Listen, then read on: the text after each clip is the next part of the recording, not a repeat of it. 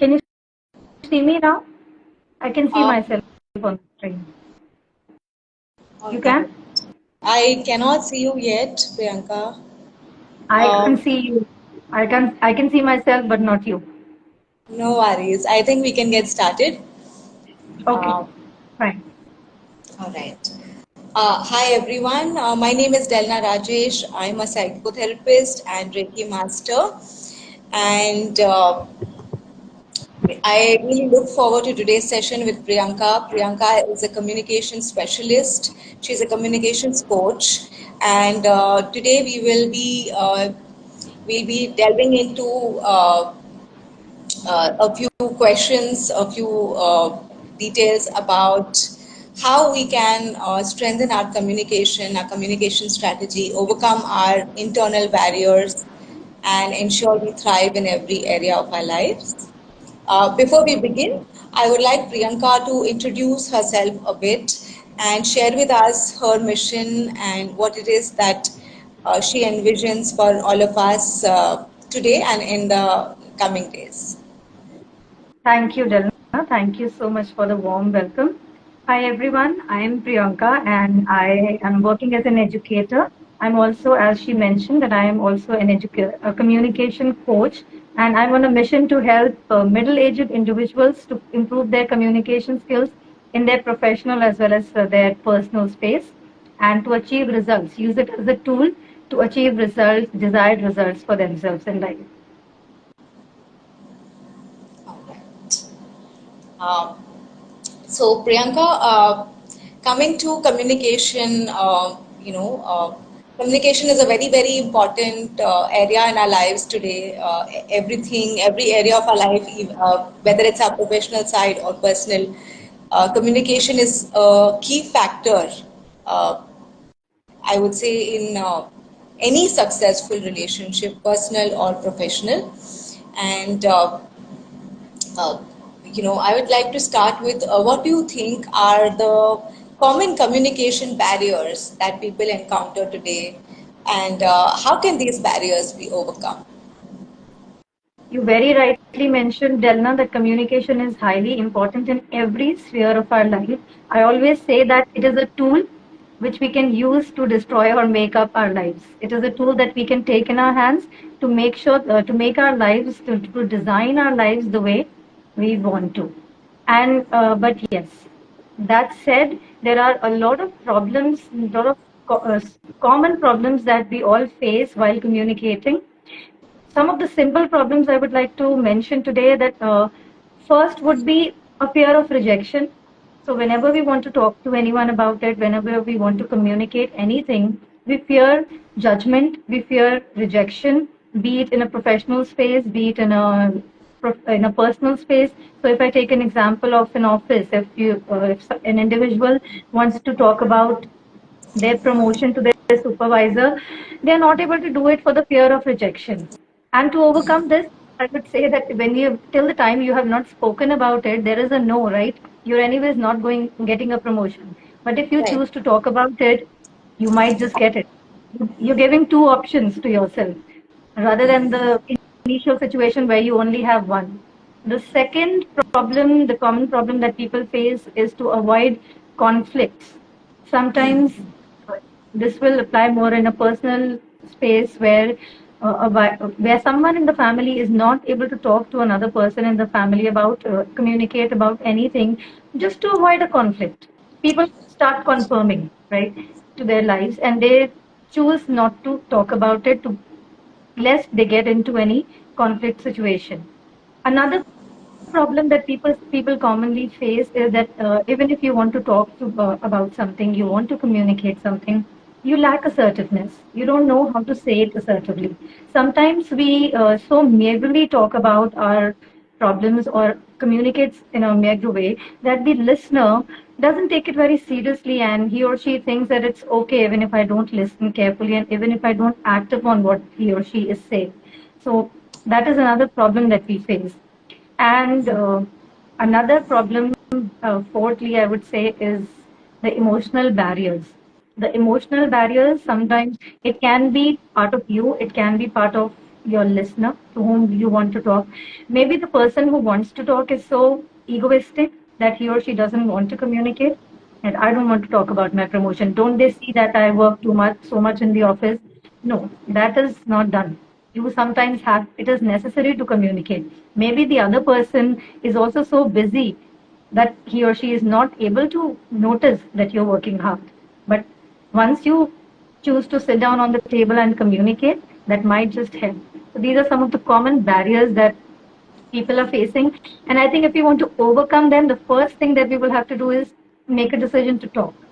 You need to improve your situation, you have to make sure that you decide to talk, you decide to communicate. And within yourself, address the fear of rejection, address the fear of judgment. Do not fear judgment. Practice this by meditation. Practice this by telling you that if you are communicating something, it is important and you are respecting yourself by getting it out of your system. You are respecting yourself by letting the other person know about your feelings. That's important and it is justified. So you need to tell yourself that. Next thing, when you have decided that you're going to talk and you have fought that fear of judgment within yourself, you need to practice talking assertively. This I would suggest doing in simple steps. Start practicing talking assertively in simple conversations and before you actually sit down to do an important conversation that you want to do. Start talking assertively in daily conversations, and gradually you will see that you are improving, and assertiveness is becoming an inherent part of your communication style. This will come with practice. So these are some of the common problems and the ways that you can tackle them. Yeah, I think you made a very beautiful point when you said, we can start practicing. I think practicing not only helps us be assertive, but I've seen in a lot of cases when an individual practices, you get a lot of clarity also. There are some times where you don't want to say a certain thing a certain way, or you don't even want to put a point across. And when you practice and you practice assertively, you also get an opportunity to evaluate what is it that you want as the outcome of the communication. So I think that's very beautifully put, Priyanka. And Priyanka, I'd also like to understand, is language a barrier in communication by any chance? Language, culture, people see it as quite a, barrier sometimes. The language can be a barrier sometimes, but I think if we talk about that will be in one odd situation. If we talk about our routine situations, if for instance, we are talking about an office here, there will be someone in office who would understand the same language. There would be someone in the family who will understand the same language. But yes, in one odd situation, you can find yourself where you need to talk to a person who doesn't understand what language you speak and you don't understand his or her language. But then again, I would say that if you have practiced being assertive and if you have practiced being an effective communicator over a while, then in some way or the other, you will be able to make sure that the other person understands you. Because as we're going to talk about it later in our discussion, non-verbal communication, written communication, we can make use of those styles of communication where spoken language is a complete barrier. Right. That's lovely. Can you share some strategies for improving communication skills in personal relationships, particularly during challenging times? Yes. So in personal relationships, we more or less face challenging situations. If we talk about a couple, we talk about a mother and a child relationship, because due to the generation gap, there are many issues that we face, and we need to tackle these very meticulously and in a different way. So we need to make sure who is in front of you. It is very important that you talk to the other person in a clear language, in a direct and clear language, not using any language, any vague language to avoid any misunderstandings. One very important thing when you decide to communicate in your personal relationships, especially when there is a tough situation going on, The setting and the time is highly important. You need to make sure that when you are talking to that person, you need to make sure the other person is in the right state of mind to listen to you. Because listening is also a highly important part of your conversation. Your words will lose their power if the other person is not in the right state of mind to listen as well as understand what you are saying. So you need to make sure, and in today's world, everyone is stressed up. You need to make sure that you choose a time when the other person is not stressed and is ready to listen to you. And also, my suggestion would be always look for a private setting to talk about such things. Never talk about these personal things in any, even a third person in the same family. Because sometimes when you are talking, you give feedback to each other, you talk about your grudges, and the person is okay taking the feedback, but a person is not okay taking that feedback in front of a third person. The Right. feedback or whatever problem you are talking about might just lose its authenticity completely if it is not in a private setting. So that's very important. Then talking in a direct and clear language, very, very important. Whatever problems you are facing, whatever is it that you want to communicate, do it in clear words. Be very direct about it. That will only help your relationship. So these are some things that we need to take care of when we are talking in our relationships. Right. What do you think? What is the role of feedback? Because we are talking of personal relationships, and you did mention feedback. What do you think is the role of feedback? How powerful is it, and how do you ensure that feedback is given and received in a very positive, balanced manner? Yes, so feedback, I would say, is a highly important aspect of any relationship. The major mistake, very common also, we tend to make in our relationships is that we take our relationships for granted. This happens quite often in a husband-wife relationship, very common when kids start taking their parents as for granted because that hinders the relationship. Over a period of time, the relationship starts losing its bliss.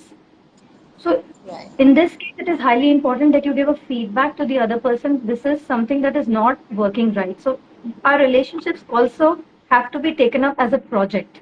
We need to ensure that these are being taken up as a project, and step by step there are improvements, there are upgrades, just as your personal development.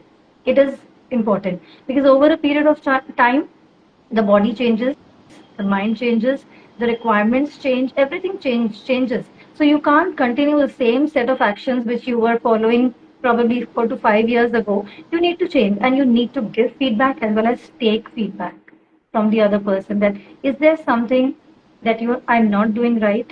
And if you feel the other person is not doing anything right, please practice being assertive in an assertive, in direct words, in a polite manner. Give the feedback and in a private setting at the right time. Feedback in the right time, in the right place, in a private setting, and only when the person is in a state of Right. receiving or when the person is receptive to what you have to say. Given that, I'd like to understand, how important is, what is the role of listening in communication? How important are listening skills?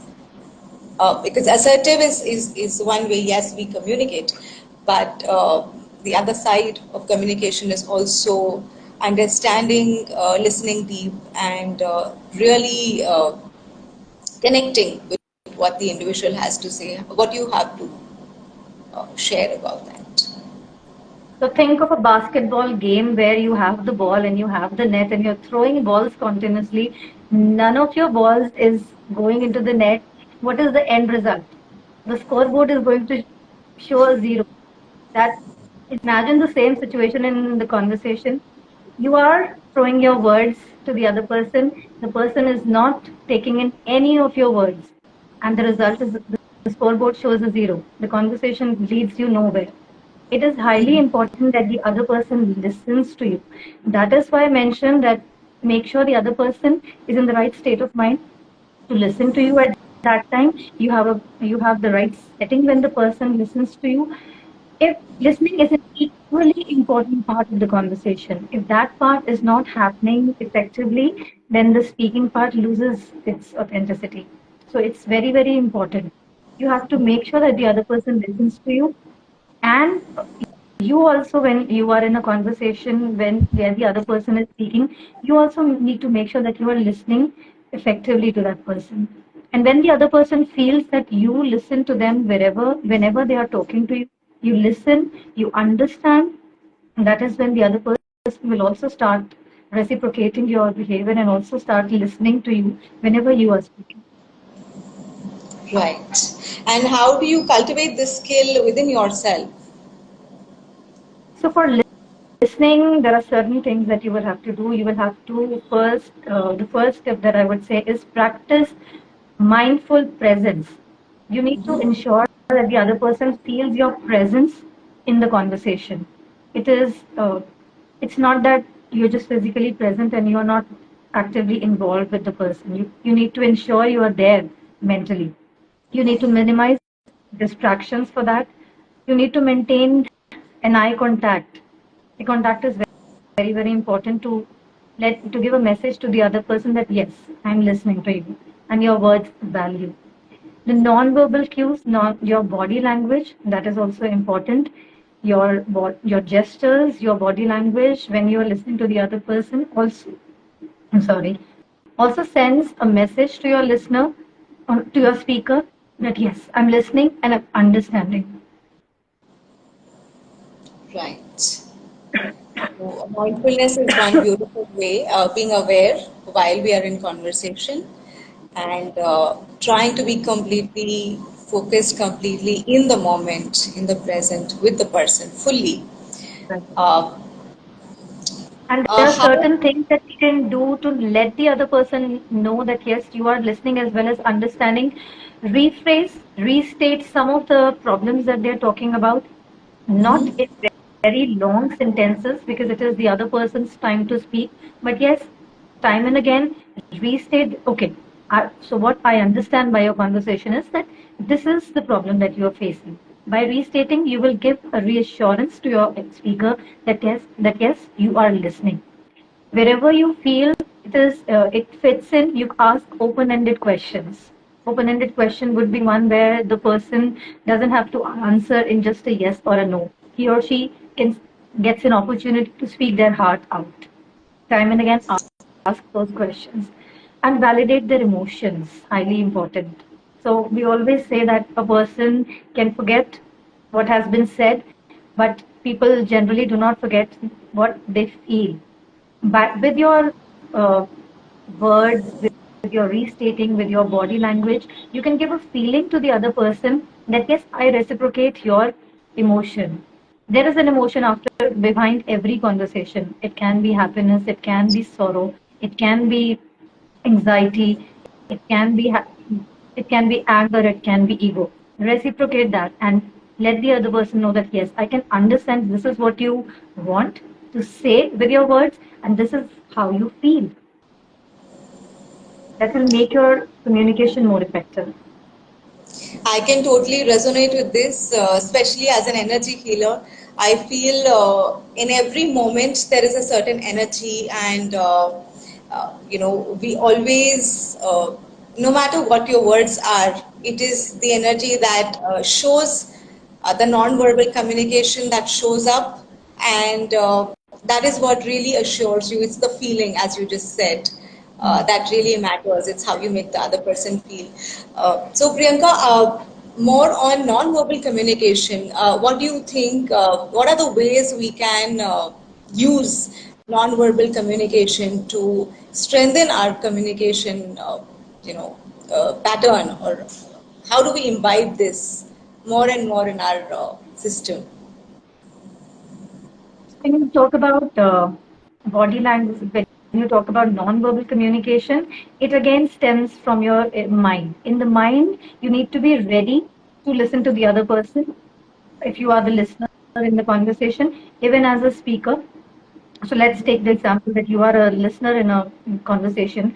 Then until if you say that, okay, I don't want to listen to this person, but I'll just act like I'm listening. So I'll maintain a certain body language and I will act like I'm listening. No, that is not going to help. That will, such things will never fool your speaker.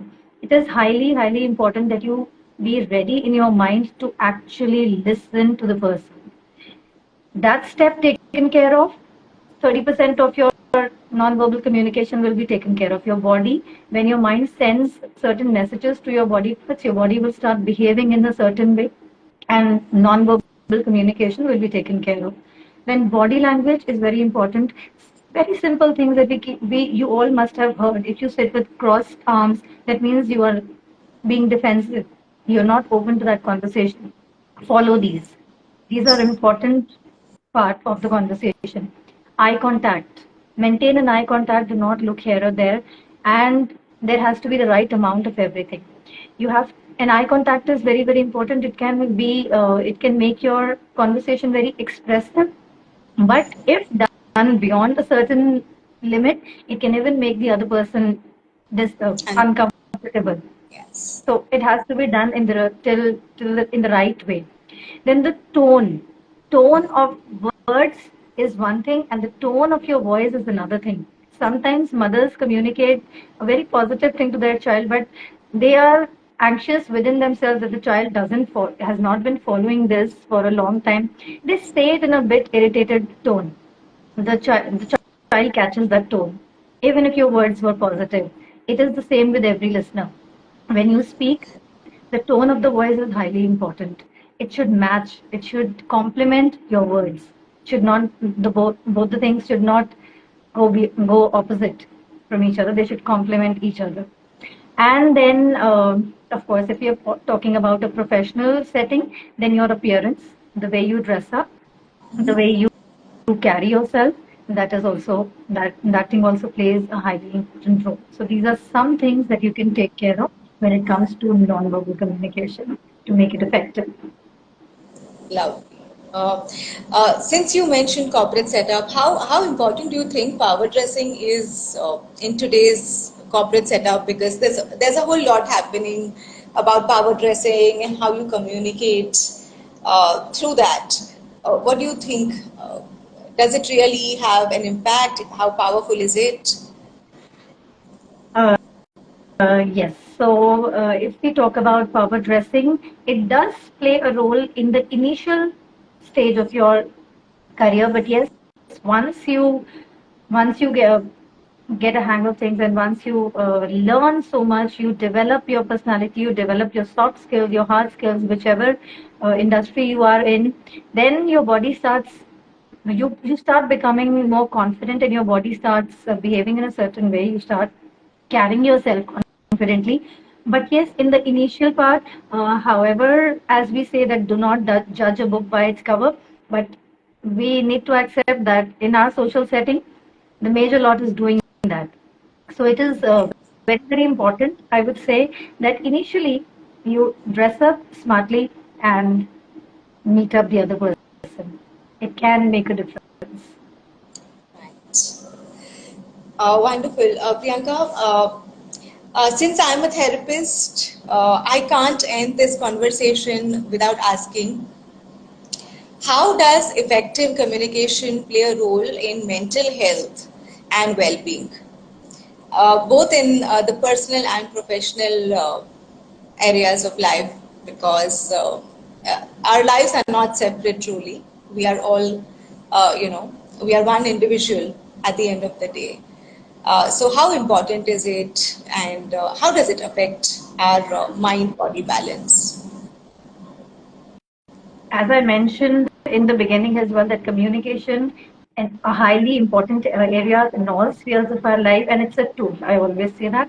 Use it as a tool. It is not just a tool that helps you project yourself in the social and the professional settings. It is a tool that helps you be relaxed and calm from within as well. There are certain things that you need to get out of your system to be at peace with yourself, your body as well as your mind. It builds a foundation. It builds a foundation of trust in the relationships when you communicate openly. As we talked about feedback, when in a relationship there is constant feedback being exchanged, the relationship gets better with each day. And that is through communication. When the relationship becomes better, there is the trust increases and the feeling of harmony increases. It creates a uh, safe space for the individuals. So when you are communicating to your partner, for instance, we'll take that example. If you are talking to your partner on on a regular basis and sharing whatever problems, whatever, even the not very important things with each other, then you both live in a safe space wherein you know that you can communicate freely, and it gives a feeling of calmness, or it gives a feeling of being safe to your mind. So your mind obviously gives sends positive messages to your body and you're healthy. Mental health is, as we all know, we're talking about it, equally important as our physical health, because mental health ultimately affects our physical health. It strengthens Right. our relationship. So this is there are certain things that we need to get out of our system, and we can very effectively do it with the help of communication. Right. I feel sharing is a very, very essential part of body mind balance. And yet, Priyanka, we do encounter situations where there may be one individual wanting to share feedback and communicate at a deeper level, and yet there is another one who may be slightly who may, I would not say blocked, but is slightly not yet open to receiving or giving feedback at the same, I'm not saying at the same point of time, sometimes the person is just not ready. How do we break this? How do we break through this and make sure we are able to share what we need to share and process what we need to process? So Delna, as we discussed in the initial part of this conversation, that it is not going to happen in one conversation. These are some tips that we need to follow on a regular basis, and gradually we will start seeing results. So we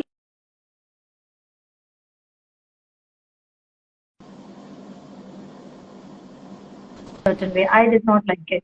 And the other person, obviously, with the tone of your voice, with the words, takes it negatively, reacts in a certain way, it creates a tension between the two of you. And then we say, he or she doesn't understand what I'm trying to tell him or her. Why doesn't she understand what I'm trying to tell her? Because you have not got that person into that safe zone where he or she is ready to listen to you. So if you feel that you have any relationship who is not understanding what you are saying, whatever you are trying to communicate with any with the use of any communication style, do it over a period of time. As I said, practice in your mind, practice assertiveness, remove the fear of judgment, practice that through meditation, then practice assertiveness and try talking to that person about very trivial things in an assertive way until that person starts responding in a positive way. And then you can go ahead and talk about the real things. So it's a Wonderful. process that we need to follow. Beautiful.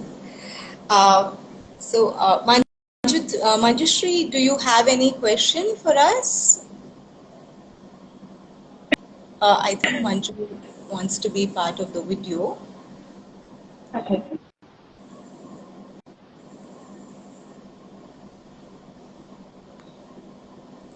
Manju, do you want to add something?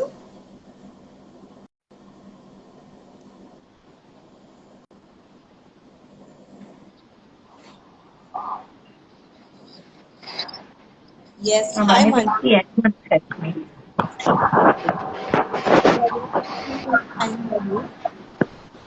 Do you have a question for Priyanka?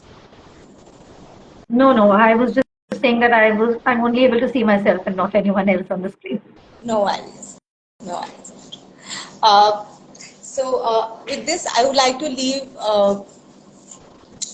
this session open for questions. If there's anyone from the audience who would like to ask Priyanka anything to do with communication strategies, you may please feel free to do so.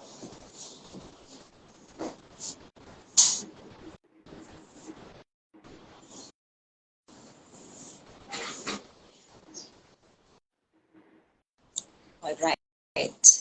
Uh, Priyanka, since we have no more questions, I think we can end the session with this. And I'm very, very thankful to you for agreeing to be part of this series of live sessions. Thank you very much for your valuable insights. And I request the audience, whatever is the one key learning that you can take back home from this live session, I would like you to please share it in the comments below once this reel once the reel is posted. Sure. Thank you, Delna, so much for inviting me and for this healthy conversation. I'm looking forward to working more with you to ensure how communication can help improve the mental health and whatever I have to learn from you. Sure, absolutely. And Priyanka, I would like you to share if there is a way to connect with you, how do the viewers connect with you in case they would like to know more about communication or, maybe do a course or two with you to understand it deeper? How do they reach you? Yes, so if anyone is interested in getting in touch with me, we can connect on a one-to-one session as well. If you go to my bio in the face on Facebook as well as on Instagram, in my bio you will find some forms. You can fill up the form to be a part of my WhatsApp community. You can fill up the form to be part of my Facebook community, and I will join you there, and we can take it on thereafter. Wonderful. So everyone can connect with Priyanka. Her details are there in the bio on her Insta page. And with that, I would like to thank Priyanka and all of you for being part of this session. Thank you so much. I look forward to meeting you soon again. Thank you.